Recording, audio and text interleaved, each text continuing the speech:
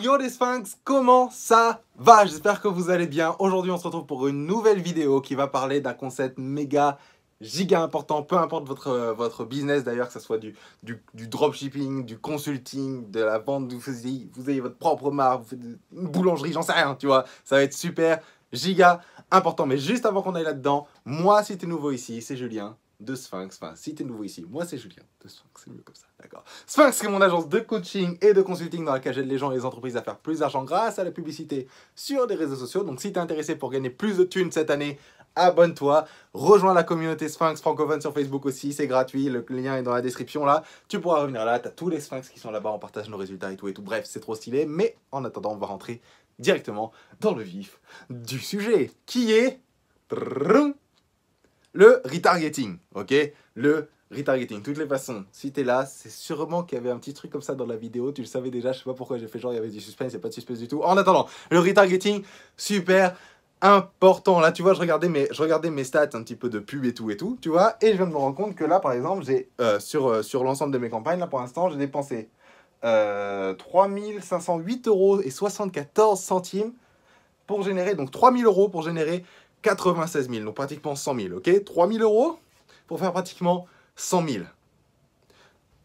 Je te le répète, 3 000 € pour faire pratiquement 100 000, d'accord? Comment ça se fait, ça, dit donc? Putain, comment tu peux avoir des résultats pareils avec Facebook, Julien? Comment tu fais pour retargeting, ok? Follow-up, retargeting, d'accord? Supra important, souvent, et moi d'ailleurs quand j'ai commencé, d'ailleurs attends, parce que là il y en a ici qui vont me dire, ouais mais attends, moi aussi je peux inventer des chiffres, attends regarde, je te le montre ici vite fait, mais il faudrait que tu arrives à le voir, je sais pas si vous arrivez à voir, parce que c'est galère de, je sais pas si on peut faire une mise au point et tout, ah, je vais rafraîchir aussi, parce qu'il y en a qui vont, donc voilà, on rafraîchit la page comme tu peux le voir, ok, et on va descendre un petit peu, je vais essayer de vous le remontrer vite fait. Bref, ah, et les sceptiques, hein, vous nous faites perdre du temps. Attends, regarde. Où est-ce que c'est? Est-ce que tu vois là? Ça doit être ça, hein? Est-ce que tu vois? Ouais, normalement, tu vois ici. Ok? Normalement, ça doit être vu. Bref, en attendant, tout ça pour dire 3 000 balles investies, ok? Pour faire pratiquement 100 000 €, d'accord? Pourquoi? Retargeting. Encore une fois, si jamais tu es là, tu as la flemme de faire ton retargeting, tu te dis, ouais, bon, on verra plus tard, etc. Non, non.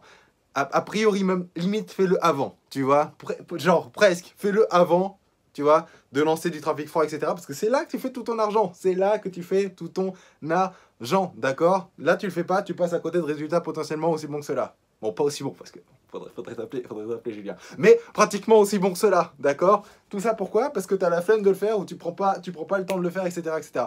Valable pour tous les business. Je parle pas juste de dropshipping, là, je parle de tout. Moi, là, pour le coup, je parle de tout ce qui est Sphinx, tu vois? Là, c'est pour Sphinx, c'était pas un truc de dropshipping. Là, c'est pour Sphinx. Donc, si t'as peu importe ton entreprise, etc., tu vois, follow-up, que tu une marque. J'ai vu à l'anniversaire, il y a plein de gens qui faisaient, il y a beaucoup de dropshippers et tout, mais il y en a d'autres qui veulent créer des marques de fringues, il y en a d'autres qui veulent faire de la musique, il y en a d'autres qui veulent faire plein de trucs, tu vois, et donc c'est valable pour absolument tout, peu importe ce que tu vends, parce qu'il faut comprendre un truc encore, c'est que chaque vente, ok, toutes les ventes sont les mêmes, peu importe que tu vends un tic-tac, tout comme tu vends, je sais pas, une voiture, tu vois, au final, la vente, c'est exactement la même. Il y a des gens qui vont être intéressés, il y a des gens qui sont a priori pas intéressés au début, ok, que tu vas toucher, qui disent, ah ouais, pourquoi pas, qui vont potentiellement checker, tu vois, qui vont oublier un petit peu. Et si, au moment où ils oublient un petit peu, toi, t'es pas là pour leur rappeler que tu existes, ils t'oublieront pour tout court, en fait. Et c'est même pas parce qu'ils voulaient pas ton produit à la base, c'est juste parce que, bon, voilà, on va y penser, machin, tu vois.